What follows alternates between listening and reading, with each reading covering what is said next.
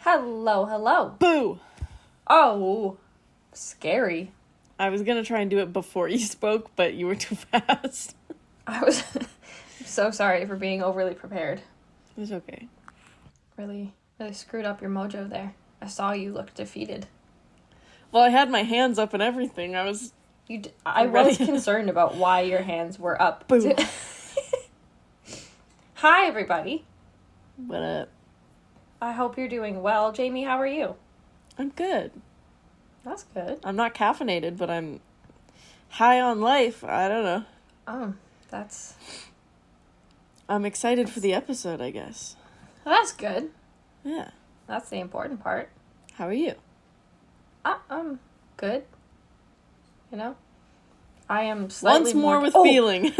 Wait a minute. No, I don't want that right now. I was going to say, I could be caffeinated. I have 2 Red Bulls in my fridge that one of my students gave me as my teacher present. Right, that's cute.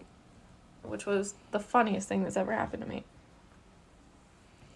They know 5-year-olds you. are always watching. They're always listening. I am also excited for today's episode because I think it combines 2 of my favorite things. Photography and... No. Paranormal? Ghosts. Oh. And history. Oh. That's what I said. No, yeah, okay. Photography. But today we are going to jump into the world of spirit photography. I'm Kait, And I'm Jaim, and this is Creeps and Coffee. a show where we talk about the dark parts of the world around us Cryptids, conspiracies, things that go bump in the night. and the crimes behind the scariest creatures of all, humans. Join us as we take a look at the stories sure to give you the creeps. Pull up a seat, grab a coffee. And let's have a chat. So, Ghosts. ghosts. So, supernatural stuff. Yes, speaking of supernatural stuff, we are diving into the, I think, very interesting world of spirit photography today. Yeah. I And didn't I think think it would be there's- as interesting as it was. I did, which is why I was so excited when you suggested it. Jamie gave me a list of possible things to talk about for ghost themed things, Yeah. and was like, maybe we could talk about ghosts in pictures, and I was like, yes, that one. Because Jamie and I were kind of talking about this, and she was a little taken aback by how excited I got about it. But because there is so much foundational knowledge of spirit photography and how it's shaped how we look at paranormal evidence in the modern day, that I think is just so fundamentally important if you're going to talk about evidence, if you're going to talk about ghost hunting, if you're going to talk about the whole paranormal world and how we study it. You have to look at the origins, like you do with anything, right? And I promise I'm not going to talk too much about history today. I'm not lying. I promise Jamie, and I promise you guys, that I'm only going to go over a little bit of the background of spirit photography. Overflow information will go to a Patreon episode. Exactly. Do I have more information? Absolutely. Have I talked Jamie's ear off about it already? 100%. But I don't have to subject you guys to it unless you want to check it out, which will be on our Patreon over at patreon.com/creepsandcoffee, just saying. But I want to start by going over, as I said, kind of the fundamental aspects of spirit photography. Mm-hmm. Because I think it's important to acknowledge that it's always been a curiosity of people. As long as we've talked about ghosts, which has been for centuries, go back to the Bible. There's talk of, look at Jesus, of all things, resurrected. There's talk of the afterlife. There's talk of spirits. There's talk of messages coming from other worlds, right? From centuries before, cultures before, ancient Rome, ancient China, all of these different cultures have so much connection to the spirit world and to the idea of there being something more. That this is not new information. This is not a new area of interest. It's just something that we've studied a lot more in modern day. But if you look at spirit photography as a whole, it's not only something that was kind of niche when it comes to people who were interested in the paranormal. It was a really important aspect in Victorian culture. And when you look at the Victorian culture of mourning and kind of the idea of bereavement rituals, it was really hard. It's still really hard to accept the fact that someone is gone, especially in times when they can go a lot quicker and a lot more unexplained. Science was not at a place where we had the diagnostic capabilities that we have now. Life expectancies were significantly shorter. People are going off to war. People are getting sick from diarrhea. Well, exactly. Like, diarrhea's taking you out at 17 back then. 100%. You get the sniffles. Good luck. It's probably smallpox. Like, you're. I would not have made it past 13. I'm gonna be honest. No. God, no. Maybe even 12. I would have fell from a tree and that's it. Yeah, no, 100%. But also keep in mind that at that point, you're a full-grown adult in that sense. Right, I'm You're married with babies. 2 kids already. Yeah, exactly. So the idea that you're surviving childbirth, like, there's all of these aspects that people are just not as hardy as they could have been, let's say. But there was this idea that spirit photography could be used to visually, at the very least, reunite these loved ones, these bereaved individuals, with the appearance of their loved ones who had passed on. So the idea of photography in and of itself was brand new at this time, right? So we're talking mid to late 19th century. And I think it's really important to acknowledge the idea of photography in general, in this sense. Here we go. Photography, I'm sorry. Here we go, folks. But photography, you have to understand, photography was not a tool that was developed for ghost hunting. It's the same idea as the EMF meter. That wasn't for ghost hunting. Does it help? 100%. Like oh my god, what's the other thing? The thing that beeps. REM pod? Yes, look at a REM pod. No. Again, you're looking at magnetic fields. Exactly. That was pretty good. You're looking at magnetic field. That was pretty good, yeah. I'll give you that. But was that developed for ghost hunting? No. Does it help? 100%. These are creations that just so happen to overlap, and photography is no different. If you're looking at mid-19th century, photography made things visible to the naked eye that we couldn't have even fathomed before. We're talking the crystals from snowflakes. We're talking microscopic things. We're talking things like X-ray capabilities, the inside of the body that we'd never seen before other than doing cadavers. Exactly. We're talking the small little step-by-step movements of a horse's stride when it's running. So the foundational ideas of photography were to capture things that the human eye cannot see. Witchcraft. And it really connected the idea of seeing and believing, which is how it passes over into spirit photography being so integral. So if you think about modern day and you think about how the first thing we think, or the first thing most people think, especially skeptics, when they are told that someone saw a ghost, or not even just a ghost, but something supernatural, aliens, demons, cryptids, all of these things. If someone says they saw something, the first thing we say is, okay, where's the evidence? Prove it. Prove it. How do you prove it? Pictures and videos. Right? If you're not seeing it with your own eyes in person. And even then, it's like...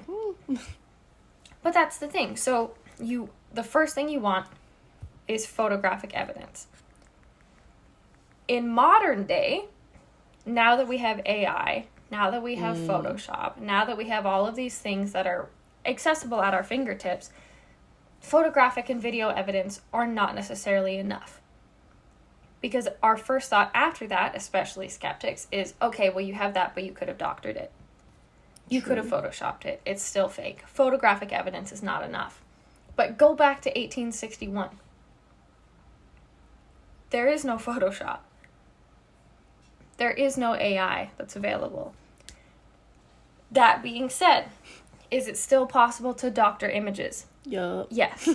When you're doing the film development process, especially with the original cameras and the original film, there are ways to splice the images. There are ways to make fraudulent pictures. It just needs to be addressed that it is significantly more difficult and significantly less plausible that images in that day and age were being doctored.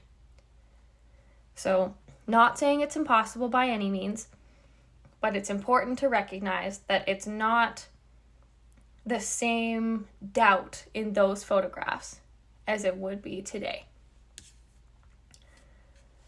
So, there is a lot of back and forth on who was really the first,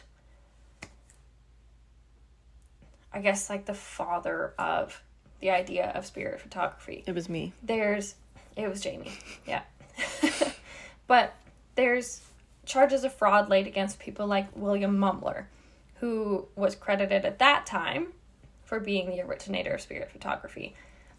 But that's just in one place, right? There's people like Frederick Hudson. There's people like Alfred Russel Wallace. And those two really butted heads quite a bit. Hudson was a pretty prolific spirit photographer in Kensington, in London. So he created a spirit photography studio in 1872. And Frederick? they'd have yes. So they'd have this person sitting there taking photos, and the portrait would usually reveal a friend or family member who was invisible to the naked eye, but then able to be detected through the photographic evidence. Sometimes Frederick Hudson produced pictures that had famous figures who had passed. There was circumstances where they believed it was a picture of Beethoven. They believed Abraham Lincoln had made his way into the photography studio. This obviously brought out a lot of doubt and skepticism. People questioning, obviously, why would these people be in London? But the main thing was, I was talking about Alfred Russel Wallace, one of his clients. Wallace was a very prominent scientist at the time. He worked with Charles Darwin to develop some of their theories of evolution, and he was really integral in the discipline of biogeography.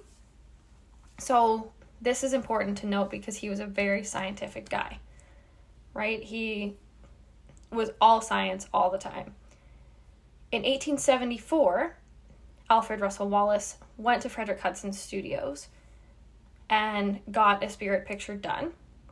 And he was photographed alongside the spirit of his recently deceased mother. So when Wallace saw this photo, he said that the likeness of his mother in this picture, it wasn't just this random woman who they argued could have been his mom. He said that it was her facial features. It was her presence. He irrefutably believed that that was his mother. And this was the first time that a man like Wallace, who was considered to be so scientifically minded, so specifically focused on irrefutable fact, was now correlating irrefutable fact with spiritualism. It wasn't typical, right? Spiritual and scientific ideas were polar opposites for so long. And it wasn't until sort of the spiritualist movement sort of began that we started to see more of the overlap. So the idea was from people like Wallace, who were backing Hudson and backing spirit photography and backing the idea of the paranormal, it wasn't all that impossible to think that if a microscope or something of the sort could bring invisible microorganisms into the visible world, why couldn't another sort of lens, another sort of scope, bring invisible atoms of these people into the visible world as well? Which I think is a really compelling argument. Again, it goes into that seeing is believing. Another example of that in the same sense, obviously not with spirit photography, but talking about the spiritualist movement, which would have been around the same time. You look at someone like Nikola Tesla. You look at his connection to the spiritualist movement and his fervent belief in spiritualism. I mean, Harry Houdini was also like not a scientist by any means, but you look at public figures who were connected to the spiritualist movement as well. Like, it was a big point of contention. So there is a lot of back and forth on what is to be believed. Was Hudson the main guy? Was Mumler the main guy? There's also, it's really important, there's a collection actually in San Francisco now by a man named Dr. William J. Pierce, who assembled an album of 274 pictures in 1903 called Spirit Photographs. So he collected all of these pictures to prove, essentially, that there could be these spirits that are coming through fully. So again, going back to like the idea of exploitation in spirit photography, were there fraudulent people doing this? Yes, 100%. The spiritualist movement was a very contentious time in the grand scheme of things when you look at paranormal history, because while it was a time of great development and while it was a time of new things coming to the forefront, new things like photographs, like mediums, becoming more accessible to the general public, it was also a time that was rampant with fraudulism. And that's not a word. Is it? Fraudulism? Yeah. It felt like a word coming out and then immediately... No, it's not a word. Feudalism. I didn't think so.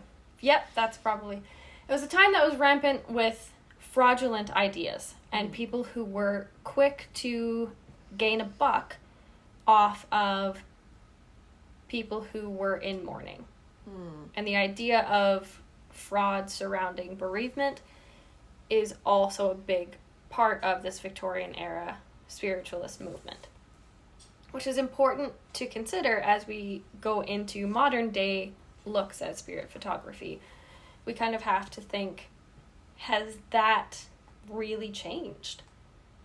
Have we sort of learned to leave people alone when they're in vulnerable states?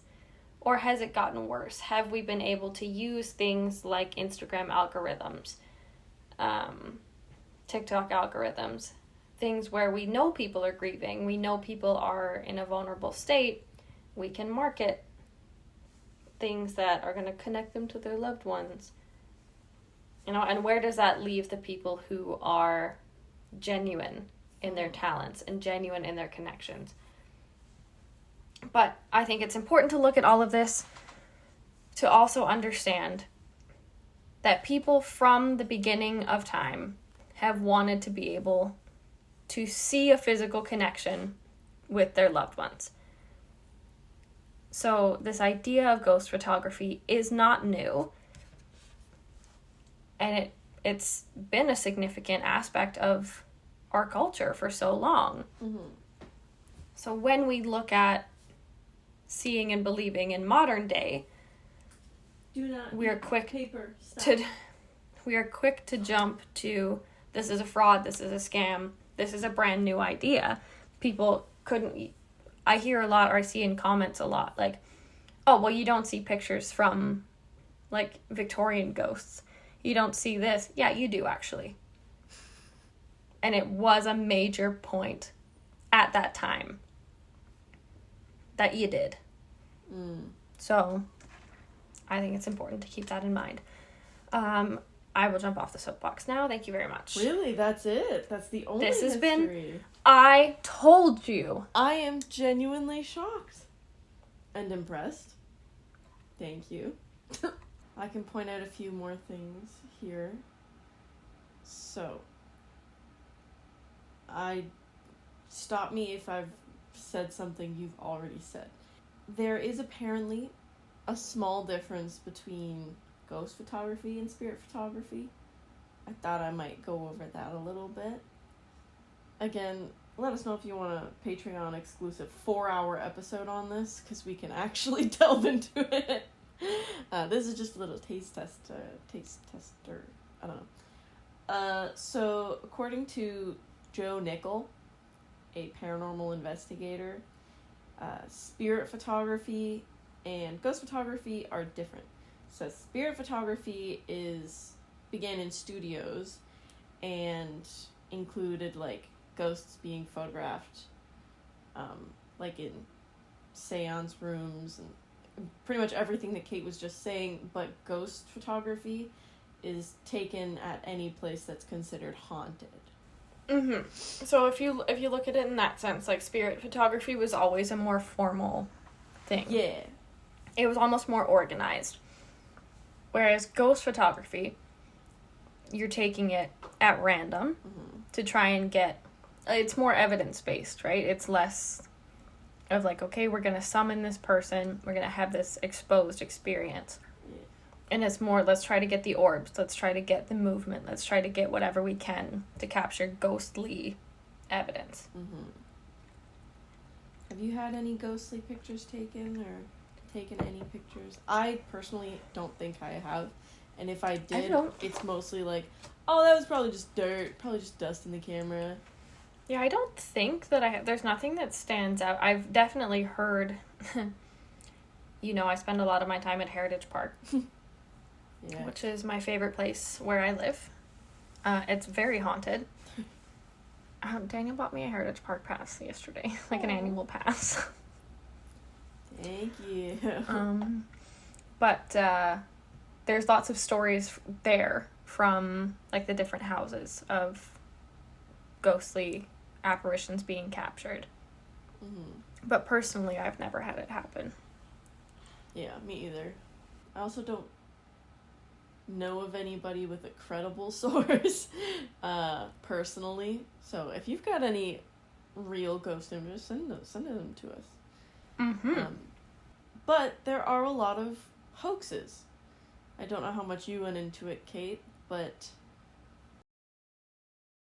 so take all photos you see, ghostly images, with a grain of salt, because I feel like 7 out of 10 times they're not real. That's my own statistic, to be honest. It could be 9 out of 10, I don't know. But a good point that someone named Ben Radford had pointed out is that most evidence of ghosts in photographs or videos are brief, ambiguous anomalies recorded with low-quality cameras, or good quality cameras sabotaged by low-light conditions. This guy believes that as technology advances, there should be clearer, sharper images of ghosts, but the photos remain low quality and vague, same as it was 200 years ago. Explain that, believer. I will. Oh. Oh, okay. Because I had this exact conversation last night. I think the idea of that is very similar to when we talk about, I think you and I don't know if we've talked about it in an episode, but... Probably not in an episode. But you and I have talked about if you see like a UFO flying by, you get this moment of, wow, I have to take a picture of this, but your eyes almost can't leave the situation. And I think a lot of it sometimes is only meant to be for your eyes. And I think the idea of paranormal investigation is also only meant to be for the person who is sharing the experience in the moment, in the location. So I don't necessarily think it's a matter of the quality of your camera or the quality of your equipment. I think it's experiential. Because I think, like, I don't know, I think personally that it's just some weird overlap with the technology that makes it work. I don't think it's necessarily you're going to get a higher quality image ever, regardless of how good the quality is in our world. Because it's not about our world, is the thing. If there is this other spiritual realm, if there is this other spiritual connection, they don't give a shit what's going on in our world. It's not relevant to them. So is our technology ever going to be enough? Probably not. Unfortunately. Okay. That's just my perspective. And your perspective is valid here. One, I will say, I think is easier to debunk are orbs. That's in a lot 100%. Of pictures and videos, and it's quote-unquote proof in like a lot of ghost hunting shows, and it's like, no, you're in an abandoned building, that was probably dust. It was dust, bugs, literally particles in the air. Maybe could be, but I don't know. My thing with orbs, and I think I've said this on the show before, is I fully believe it as supplemental evidence. I will never have picture or video evidence where that is the only thing in the photo or in the video, and they say this is fundamental proof that there is some sort of anomaly here. But if you're talking about, like, if you're looking at a video and you get interactions in one spot in the room, and then all of a sudden you get one or several strobes of light or orbs or whatever that happen to go in that same place, to go in that same direction. Or we've seen sometimes orbs going towards an individual doing the investigation or an individual in the situation, and then they feel something pass over them. Where there's other evidence that is supported by the movement of these lights or these orbs, I will be more inclined to see that as something paranormal. Okay. But only as supplemental evidence. If that is if the only thing you have is that there's a light orb somewhere, 9 times out of 10 I'm inclined to say it's bullshit. Yeah. Well, I really liked this little tidbit that I saw. You might have even read it, but I just got excited about it. According to a University of Westminster professor, Annette Hill, she interpreted orbs as like the modern day ghost lights. And I just thought that was really cute, because it's like, kinda, yeah. I guess so. But, sorry, back to debunking it. For once I'm playing the devil's advocate here. A lot of ghostly photos, at least nowadays, can be demystified using visual stuff. It could be a result of the flash photography reflecting off of particles, like even pollen can appear. Insects, liquid like rain, foreign material within the camera lens. Because like Jamie said, again, you're oftentimes in very old locations. Yeah. And sometimes the ghost hunters or investigators, they may not even know. They may see it and believe this is real, and that's why they're telling people this was real, but they don't even realize, you got water damage in your camera last time. Like, so You know, it might be real to them. Another photographic problem is that a flash reflecting off of a camera strap can produce a bright white strand, or or as they called it, a spiraling vortex of spirit energy, depending upon the material that the strap was made with. It could also be... I'm sensing that this article may have been written by a skeptic. Maybe. It could be strands of hair, jewelry. It could be a flash illuminating a person's cold breath in, like, the weather. Mm-hmm. Could be cigarette smoke, vape smoke, let's be real. Fog. Yeah. They said the fog can be described as ectoplasmic mist. And all Which of is interesting, because ectoplasmic, I would assume, would be sticky. I was going to say, isn't that gooey? I don't know why I did that. Yeah. Oh. She put her hands up like she was squeezing boobs in the air, for those of you who are curious. Ew, anyway. These can apparently all be examples of... I like this article. I know you probably don't. The logical fallacy called arguing from ignorance.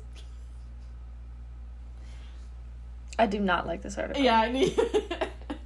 There can also be long exposures, so a trick of the camera that can cause the photos to turn out with see-through shapes or streaks or lines when the camera moves, so that it looks like there's something in the camera when there's not.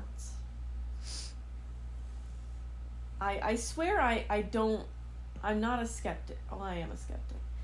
I swear I believe a little bit of this. I swear. But I think it's important to point out stuff like this, though, when it comes to, again, when you're looking at things that people are claiming as, like, solid evidence, it's important to be able to look at it and say, okay, but can we rule out that it was a reflection from the camera strap? That it was your breath because it's 2 a.m. and you're outside and it's cold? Yeah. Like, if you want to actually fervently believe in these things, you also have to have some level of skepticism. If you're blindly believing everything you're seeing, you're not actually doing yourself any good.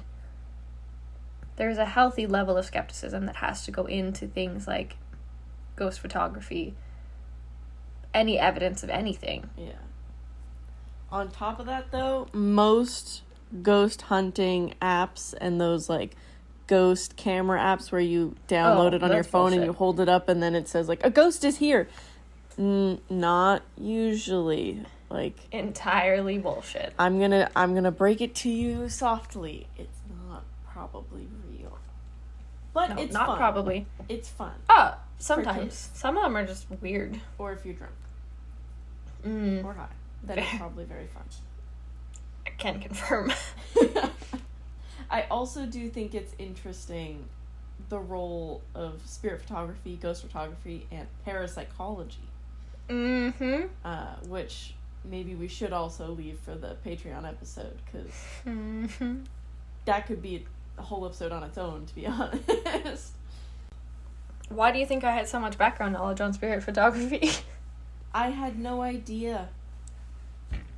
And But like I said, it's all the spiritualist movement. Really, fundamentally, it all comes back to the spiritualist movement and where all of this started. All of these interconnections between mediumship and spiritualism and photography and finding any sort of evidence, whether it's like visual, physical, any evidence that you can pass on to other people. So much of it ties into like parapsychology and how we tie in our own human emotions with spiritualism. Mm-hmm.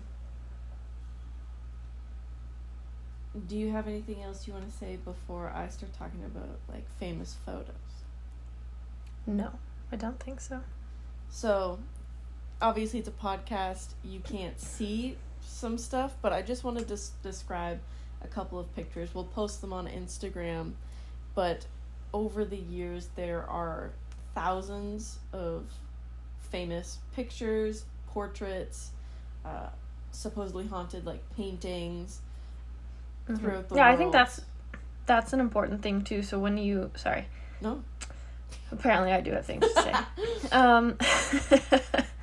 When you think about ghost photography and like ghostly images, I think people often forget about the paintings as well. Mm-hmm. And we're going to talk more about cursed images and the, like, connections to images with spirits.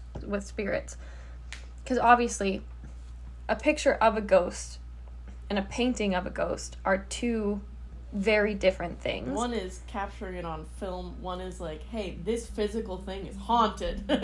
Well, exactly. So one comes from an idea of a ghost, and one is like physical evidence. Obviously, I could paint me riding a unicorn in the ocean. That's not evidence of anything. I can't swim and unicorns don't exist. But if it's in my brain, I can paint it, right? Mm-hmm. That's not going to give evidence of anything. But if you're haunting that painting and killing all the owners...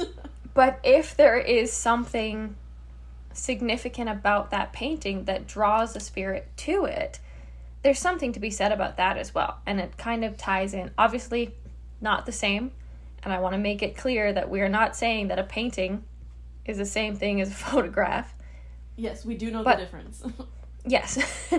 But it's the attachment, I think, that we're interested in here. The attachment of any sort of spirit to a physical thing, especially when it's an image of something, kind of strengthens the argument that images of these spirits or cryptids or whatever the case may be, we humans, like living humans, get attached to them as well. So that attachment is kind of the key in both facets of this. Yeah. I'll stop now. It's okay.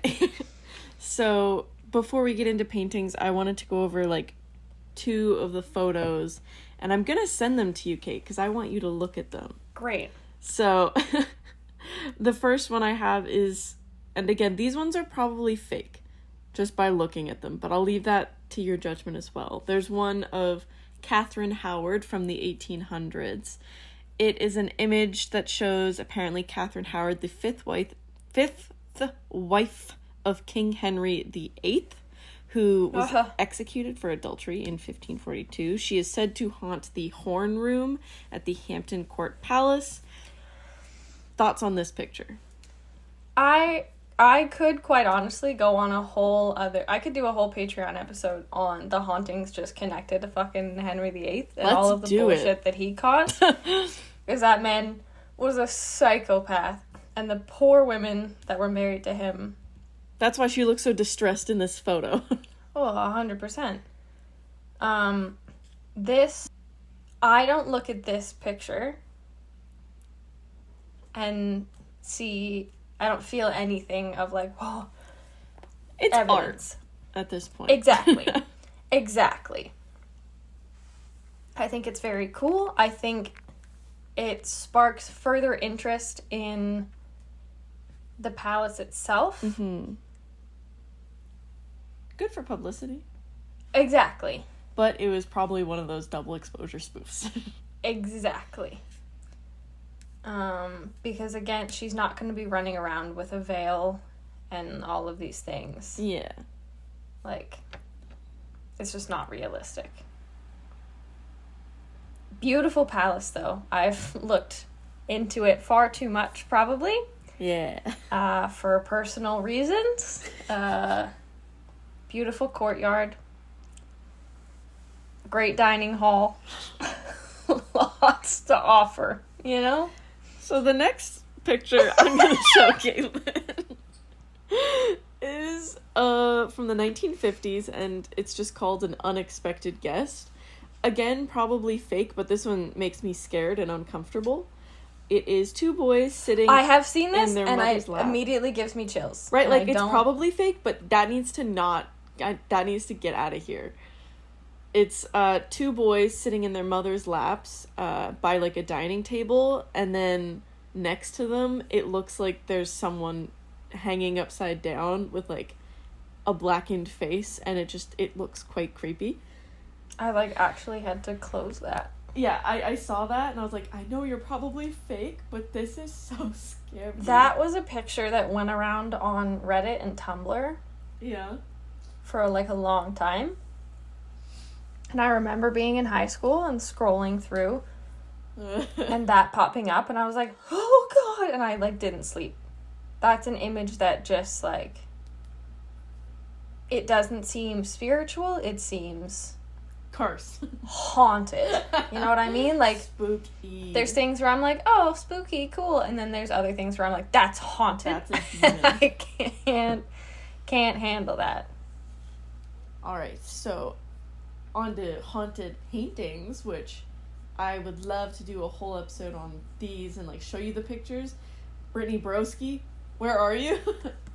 Oh my God. So I'll only go over 2 because you can't see them. Again, we'll post them. The first one is honestly probably one of the more popular ones. It's called The Portrait of Bernardo de Galvez. Sorry, did not pronounce that correctly. It's a Spanish general, and it is a portrait in Galveston, Texas. Yes. And apparently, when people take pictures of the painting, it flashes a skull instead of the man's face. And they have to ask permission to take pictures of the portrait, or he will sabotage the photos upon development. Interesting. Yeah. Which I think is cool. Because other than that, it just looks like an old guy in a picture. Sorry, Bernardo, please don't curse me. Yeah. It's interesting, though, like, that leads me to the history side of me. It leads me to wonder, like, what was he getting up to in his days as a general, you know? Probably not something good. Yeah, clearly. And then another one I have is the portrait of Henrietta Nelson. Okay. Henrietta Nelson was alive 1734 to 1816, and she died falling down a flight of stairs at her home in Yaxley Hall in the English town of Eye. She was buried in a mausoleum on the property, which is what she asked for. But years later, the new owners moved in, destroyed the mausoleum, moved her remains. Come on. Like, first of all, don't do that. That's aside from it being, like, you're probably opening up a lot of things, at its core, that's just fucked up. That's somebody's, like, final resting place where they wanted to be. And you're gonna be like, but I want to put a shed back here. Yeah, like, if you've got a graveyard... Fuck off. If you've got a property that's a graveyard, not one thought of mine is like, let's bulldoze it and make a mall. It's like, okay, do not touch those. Let's go somewhere else. Anyway, so this is not what she wanted, and according to this legend, Henrietta has been haunting the grounds, trying to return back to her home, which, very sad, I know. That just breaks my heart. And so a portrait of Henrietta was created and supposedly has become imbued with her spirit, and her ghost follows it when it moves to each person's house. What? The only thing that made me think of was that Halloween episode of The Sweet Life of Zack and Cody. Oh my god. So sorry. Where she just, like, comes out of the painting. Kind of. Like... Viewers have reported Henrietta's face changing shape in the portrait and moving, as well as they've noted, multiple people have noted that a pale figure with her clothing is walking around their outside grounds of their homes. I don't like that. So, I could go on, but I will not about those. I don't know why I'm British today. Anything else to say before I start talking about cursed images? No, because I have a cursed image that I would like to talk about. Okay. Should I start with the definition of cursed, and then you can... Yes. Also, show me the image. Mine's not... I don't even want to look it up. Literally... It follows me everywhere. I'll look it up after then. Yeah. So... you'll know exactly what the picture is, because I've complained about it before. Okay. Uh-oh. So, cursed images, I thought would also be a good thing to mention while talking about, like, haunted images, haunted pictures, ghost photography. They're all kind of in the same vicinity. And I want to clarify, there was a 2015 term coined on social Oh. media.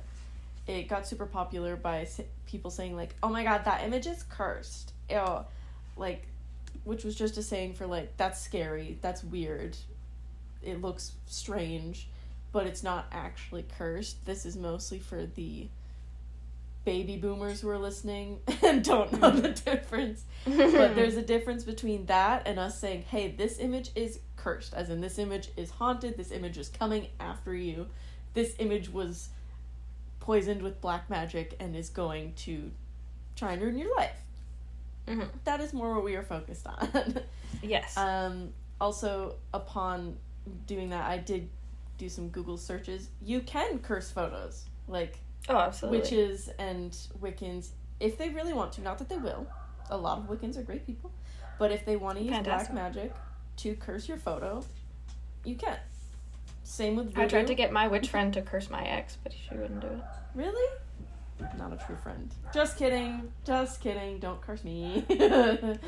But there are also cursed, quote unquote, cursed images that just essentially leave you feeling uneasy and uncomfortable. Which is exactly the type of picture that I want to talk about.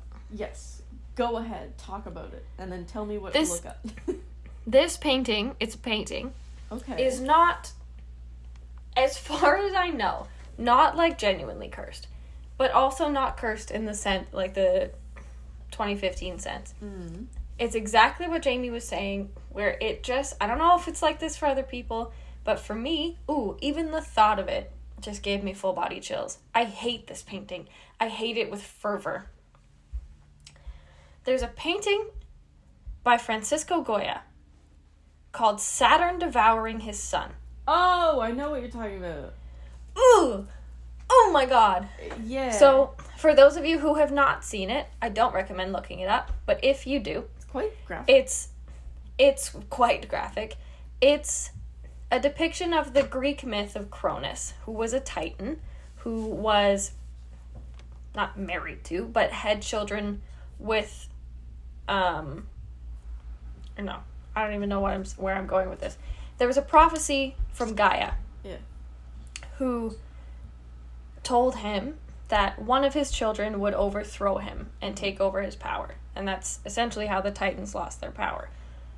So in order to prevent this, Cronus ate his children.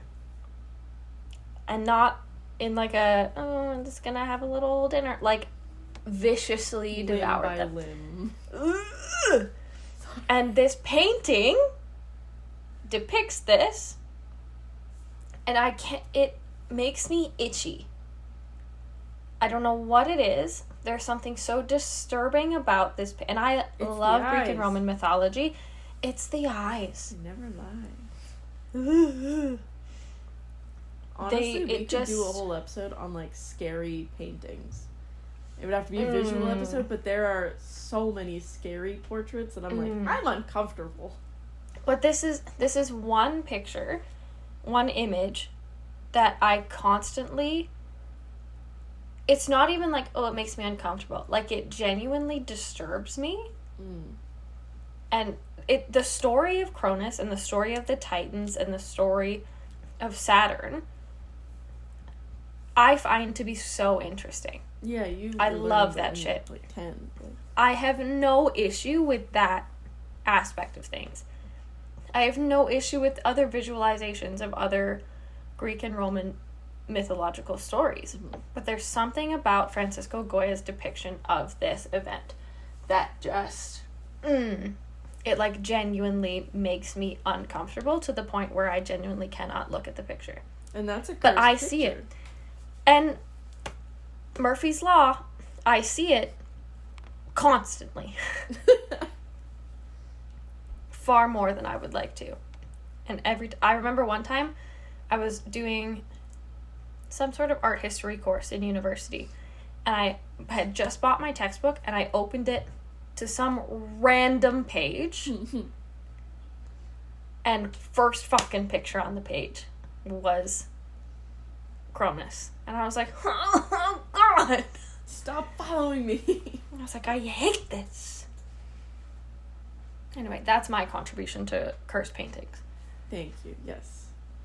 Yeah, if a photo is strange, vague, otherworldly, Like, if it makes you and feel just leaves you, not even like, oh, makes you uncomfortable to look at, whatever, but leaves you with that lasting feeling of discomfort. yeah. That's the problem. That's the cursed nature of it. Like if you feel strange, like, man, why did I look at that? Also, why can't I stop thinking about it? Why couldn't I look away? It's the why can't I stop thinking about it? Almost like it's haunting you. You're haunted by Pronos. I like keep looking behind me, like I'm uncomfortable.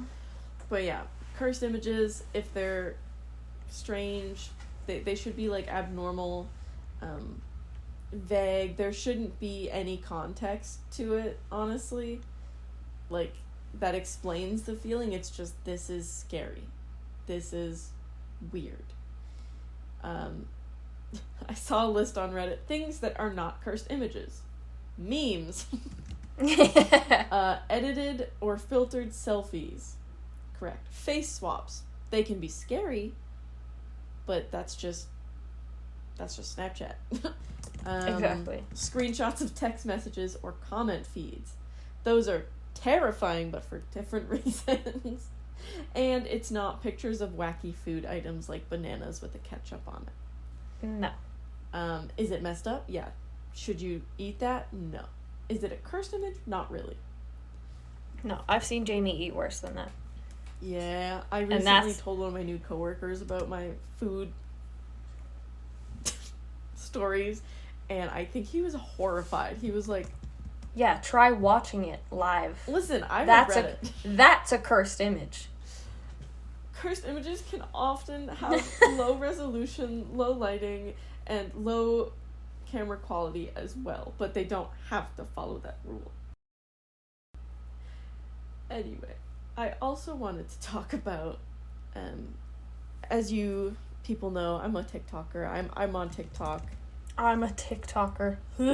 Not that I'm like a famous TikToker, but that just I enjoy TikTok in my free time. I do not. You're a secret TikToker. You like it deep down. You watch the TikToks on Reels. It's true. But there are a lot of TikToks I see, not a lot of, but I see them about scary videos or like hauntings, cursed pictures, cursed slideshows, and people are commenting, like hundreds of people will comment on these posts and say like, I do not claim this energy, because they believe that like if you surround yourself with it, you're absorbing the energy, you're opening yourself up to the negative energy that's associated with that. Mm-hmm. And all that I wrote for that is, we're fucked. Because the stuff we talk about on this podcast, we are done for. But I just thought that was interesting because, like, that is something I see a lot, and I was like, I do not claim this energy. And people even say 100%. It as a joke now, like, if a video is just weird, they're like, I don't claim the energy on this post. I just wanted your thoughts about that. No, I mean, as funny as it is, and people are going to start commenting that on the podcast. I don't claim the energy from this. You know what? I don't claim the energy from this podcast. Me either, now that we're talking about it. But as much as it's like a funny little thing, it's, I mean, if you believe in that stuff and believe in projecting your own energy, it's actually not a bad thing to be doing. True. There's definitely been circumstances where I've left conversations with people and been like, I don't claim that energy. Like, 100%. I've dated them. But, like, I need names, I need addresses, go. Yeah. Save that for the Patreon. If he's making money, so am I. It's just something to protect yourself. And I think it's a new wave of spiritualism in modern day.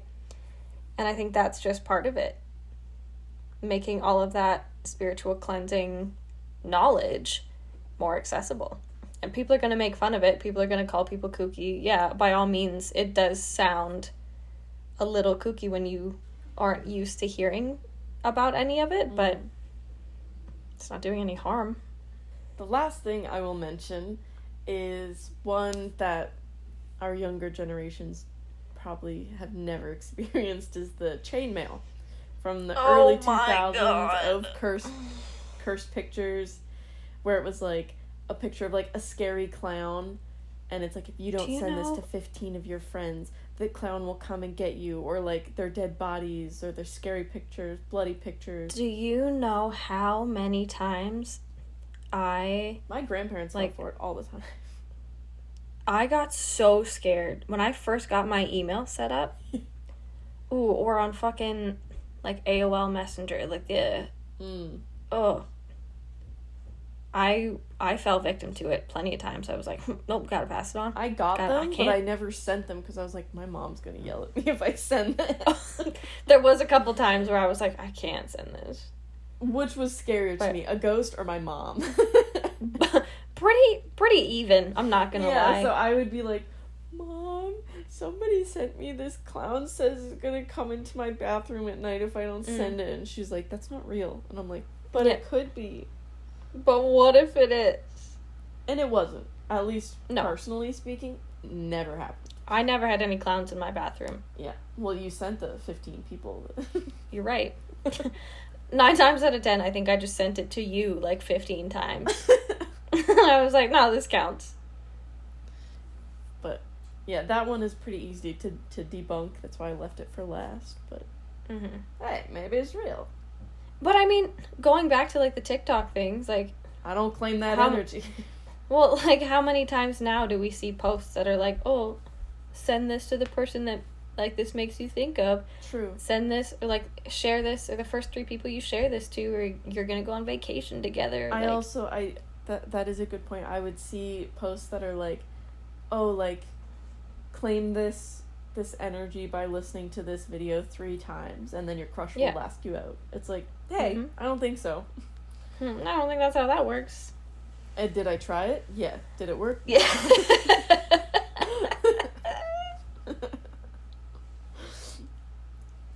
So yeah, just be careful of hoaxes out there in every sense. 100%. I think what it all boils down to, from the 1860s up until modern day, is be careful with what media you're exposing yourself to. Whether it's a physical form of media, like a photograph, whether it's a digital form of media, like a TikTok video, whether it's an old painting that you see at an antique store. Don't touch it. Please don't touch it. I don't. Also, I love how we have to cut ourselves off here. Yeah. We're like, the rest will be for a Patreon episode. Yeah. Yeah. There is so much more that we could go into. We should do it for Halloween. But that'd be so fun. That'd be so fun. There's so much more to talk about, and if you would like to hear us talk about it more, please let us know. Sometimes we get interested by things that maybe you are not. That is okay. Like ghost photography. Yeah. But I'm sure for one of you out there, this will be super interesting. And that's what counts. Next episode, ghost videography. Buckle up. If you would like to share some images maybe that you've seen of ghostly evidence captured on camera, if you'd like to share your own cursed photos, send them to me, not Kate. Pictures. Yeah, don't send them to our email. Send them directly to Jamie. I do not want to see them. I feel like we're going to get 20 emails that are just Saturn devouring his children. It's just my mom. Yeah. My mom's sending it. But if you would like to share your thoughts, your perspective, add anything into this discourse, you can send us an email over at creepsandcoffee@gmail.com. You can get in touch with us on our Instagram or our Twitter at creepsandcoffee. And if you would like to hear some more fascinating information about spirit photography and catch up on all of our Patreon exclusive episodes, you can check out our Patreon, which is patreon.com/creepsandcoffee. Over on our Patreon, you can also join our exclusive Sasquad tier, where you can get exclusive behind-the-scenes content and an extra special bonus episode every month, and get a very special shout-out every single episode that we do of our show. Again, if you would like to check that out, you can go to our Patreon, patreon.com/creepsandcoffee.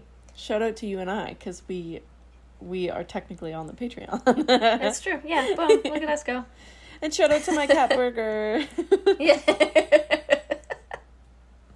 I don't know. Thank you so much for taking the time to listen to us today. We love and appreciate you so much. And we hope you have a fantastic day. Try not to get haunted or cursed. Yeah, try not to get haunted. Don't buy antique paintings from random stores. And if someone tells you that you have to forward something, You don't. don't believe them. But if you share this episode with 3 of your friends, then maybe you'll get good fortune. Who knows? And clean your camera lenses, guys. Yeah. Over and out. Goodbye, we love you. 10-4. Creeps and Coffee is produced and edited by us, Kait and Jaim. Our theme music is Stuck in a Hole by Dated. For more information on where to find them, check out the link in our show notes. And to connect with us, follow us on Instagram and Twitter @Creeps and Coffee.